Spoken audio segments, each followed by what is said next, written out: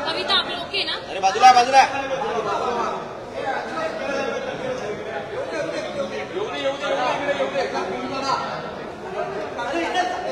अरे येतील ना इथं अरे बाजूला दादा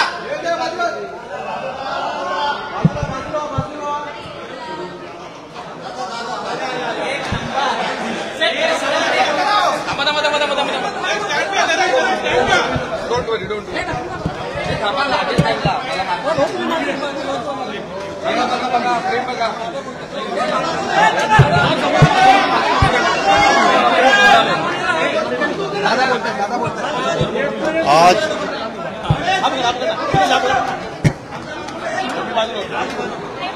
राष्ट्रवादी काँग्रेस पक्षाचं सोमवारपासून राज्यात तुम्ही गप्पा बसणार असाल तर सोमवारपासून आमच्या 36 जिल्ह्यांच्या आढावा बैठका वेगवेगळ्या जिल्ह्यातल्या जिल्हा परिषदा, तालुका पंचायत, महानगरपालिका, नगरपालिका, नगरपंचायतीच्या चालू आहे. उद्या शेवटचा दिवस आहे. आज सकाळी मी इथं 9 वाजता चालवलो आहे. 9 वाजल्यापासून आतापर्यंत आजचे जे काही प्रांताध्यक्षांनी जिल्हे घेतलेले होते ते सगळे मी संपवले. दुपारी तुम्ही मला काही प्रश्न विचारत होता. मला त्याबद्दल एवढं सांगायचं आहे की जे काही आता टीव्ही वेगवेगळ्या चॅनलला चाललेलं आहे त्याबद्दलची पूर्ण माहिती मला काही नाहीये. माझा त्या गोष्टीशी डायरेक्ट अजित पवार म्हणून दुरान्वयी देखील संबंध नाही. मला 35 वर्ष महाराष्ट्रातली जनता ओळखते. त्या संदर्भामध्ये मी उलट या निमित्तानं संपूर्ण माहिती घ्यायचं ठरवलेलं आहे. कारण मागे एकदा 3-4 महिन्यापूर्वीची गोष्ट असेल की अशा पद्धतीचं काहीतरी चाललंय असं कानावर आलं. त्यावेळेस मी सांगितलं की असलं काही चुकीचं केलेलं मला चालणार नाही. असल्या कुठल्याही चुकीच्या गोष्टी कुणी पण करू नयेत अशा स्पष्ट सूचना मी दिलेल्या होत्या. परंतु त्याच्यानंतर परत काय झालं ते काही मला माहिती नाही. परंतु आता चॅनलमध्ये वेगवेगळ्या त्या जमिनीच्या बद्दल बरंच काही सांगितलं जातं.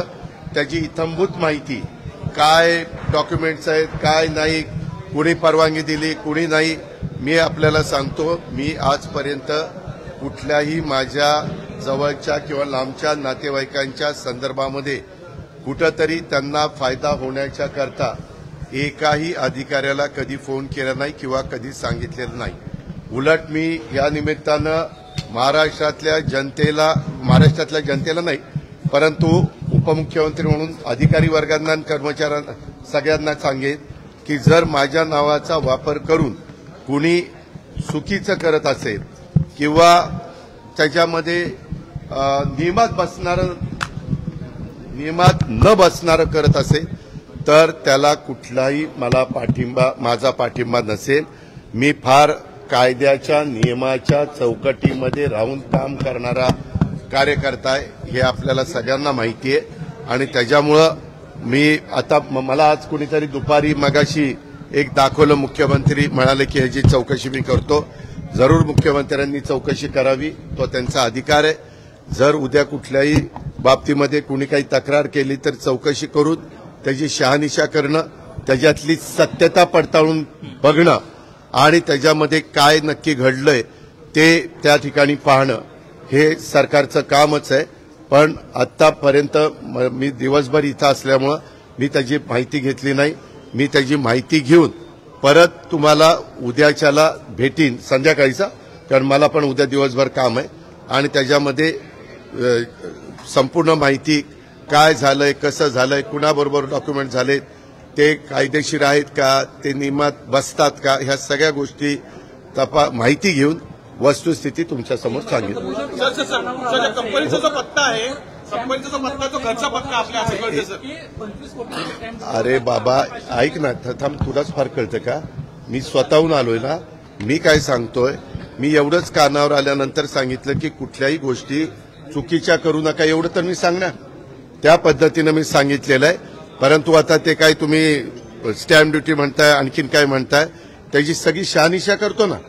कारण मीच आज राज्याचा अर्थमंत्री म्हणून काम करत असताना कुठल्याही व्यवहारात कुणी टॅक्सच्या बाबतीत नियमाप्रमाणेच वागलं पाहिजे. टॅक्सच्या बाबतीत नाही, सगळ्याच बाबतीमध्ये नियमाप्रमाणेच गोष्टी झाल्या पाहिजे. कुणीही नियमाच्या बाहेर जाऊन काम करता कामा नये, ह्याच मताचं मी आहे.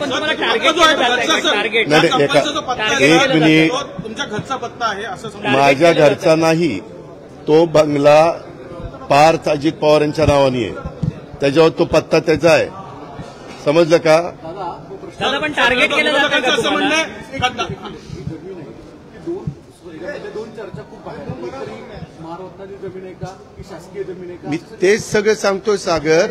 मी त्याची सगळी माहिती इथं घेतो, कारण मी ज्यावेळेस बोलणार आहे मला आतापर्यंत माहिती नाही. मी आता बोललो नसतो तर तुम्ही म्हणला असता की बाबा इथं कुठेतरी पाणी मुरतंय. तुम्हाला सगळ्यांना माझा स्वभाव माहिती आहे. मी कधीही चुकीच्या कामाचं समर्थन केलं नाही. जर चूक झाली तर मी कबूल करतो, ही माझ्याकडनं चूक झाली, मी ती दुरुस्त करतो. परंतु ह्याच्यात माझा दुरान्वय पण संबंध नाही. मी कुणाशी चर्चाही केलेली नाही. मी त्याच्या संदर्भात कुणाशी बोललेलो पण नाहीये. मला आणि अलीकडच्या काळामध्ये ज्यावेळेस आमच्या घरातली मुलं सज्ञान होतात, मोठी होतात, ते त्यांचे व्यवसाय करतात.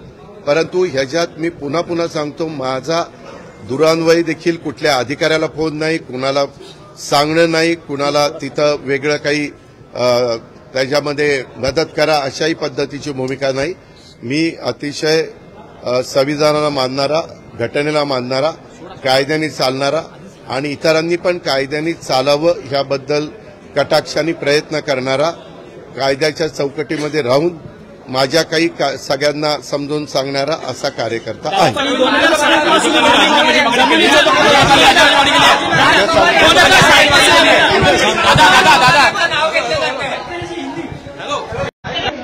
आधी मराठी पण बोला. नहीं, दादा ने इसके बारे में कहा है, उसके बारे में मैं कुछ टिप्पणी नहीं करना चाहता हूँ. राष्ट्रवादी काँग्रेस पक्षाची दिवसभरात आज पश्चिम महाराष्ट्रातील सर्व जिल्ह्यांची बैठक त्या ठिकाणी झाली. प्रचंड प्रमाणावरचा उत्साह त्या बैठकीमध्ये होता.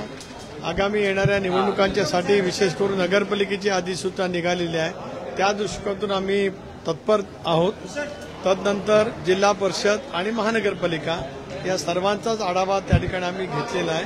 पुढच्या आठवड्यापासून अर्ज भरण्याची प्रक्रिया सुरू होत असल्यामुळे त्या वैधानिक प्रक्रियेमध्ये पक्षाचे सर्व संघटनेचे कार्यकर्ते, प्रमुख नेते, आमचे संपर्कमंत्री, पालकमंत्री, पक्षाचे निरीक्षक त्या स्तरावरती कामाला लागणार आहे. अजितदादांना कुठेतरी या सगळ्या आरोपांमध्ये गोवण्यात येत आहे का? अजित पवारांना टार्गेट केलं जातं? आज अजितदादा ने आप सबके सामने उनकी भूमिका स्पष्ट की है.